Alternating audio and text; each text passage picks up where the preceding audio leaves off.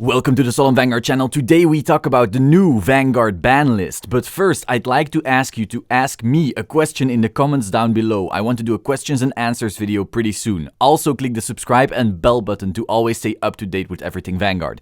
Getting into the Vanguard restricted list. To be honest, I find it really weird that they didn't hit anything noteworthy. Considering 6 out of 8 decks in Worlds on the top were Overlords, they usually restrict decks when they are overused rather than overpowered. They also didn't hit the leaders, which will get very stupid post Stark. Regardless, as I said before, I don't think they should necessarily restrict anything, considering how the current level of power creep makes OP decks obsolete in 2 months. So, the moment we all waited for, the only change to the Vanguard ban list is that Sword Me is no longer restricted to just Jewel Knight grade 3s. This is actually pretty interesting considering that we are gonna be getting a Dust Rush meta together with a heavy control meta that's geared towards the mid to late game. Perhaps we will see some new Sanctuary Guard decks popping up that are purely geared towards rushing the shit out of your opponent. Sword Me, the Blaster Engine, maybe still Bannon and Murron, stuff like that.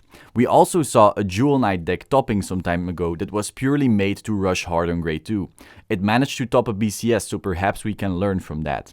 The most important question though, where is my boy Mick? Where is my boy Odysseus? That's all. Regardless though, I don't see this change impacting the meta in any meaningful way. Now, here's the dumb fucking news we were all waiting for. Gear Chronicle's new GR is absolutely fucking stupid. This new guy allows you to force your opponent to skip a turn. That's right, Gear Chronicle was like, hey, we used to top every single event, we kinda missed that. Let's get the dumbest card in the game. What this card does is, at the end of your turn, when this card goes back into your G-Zone, you flip down 4 ZTB cards from the G-Zone, and then your opponent skips his turn. You skip your right phase, and you strike this dude yet again. You literally get an extra turn. Not only does this get around to control matchup pretty well, because this card by himself is Vanguard-centric, it also just gets extra dumb when you have access to rear guards. Now, I'm personally not salty, I own ZTB, I can run this, no problem. It's more so just annoying that this goes into the same G-Zone as Dust. Gear Chronicle is gonna go back to high tier 1, maybe tier 0, and we didn't even see the other support yet.